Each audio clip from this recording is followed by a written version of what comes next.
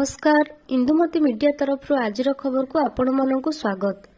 पुणी बढ़िला बीएसक्वाई नवीन कार्ड रो आवेदन अवधि फेब्रुआरी 8 तारिख पर्यंत करिहेब आवेदन। श्रीक्षेत्र रे भक्तों भिड़ महाप्रभुଙ୍କ दर्शन सह श्रीमंदिर परिक्रमा मार्ग बुलुछंती। प्रथम विश्व ओडिया भाषा सम्मिलनी जोड़ी हेब 13 लाख प्रवासी ओडिशा।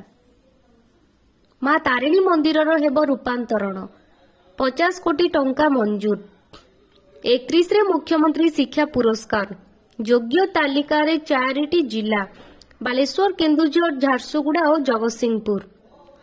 आज आसबे खड़गे ओडिशा बंचाओ समावेश को संबोधन करिवे।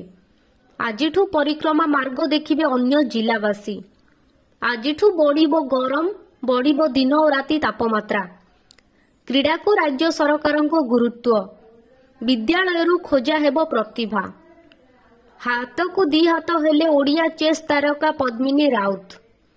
महिला सशक्तिकरण और शिक्षार प्रचार प्रसार निमंते किट और किस पक्षरु पाठान कार्यक्रम अनुष्ठित।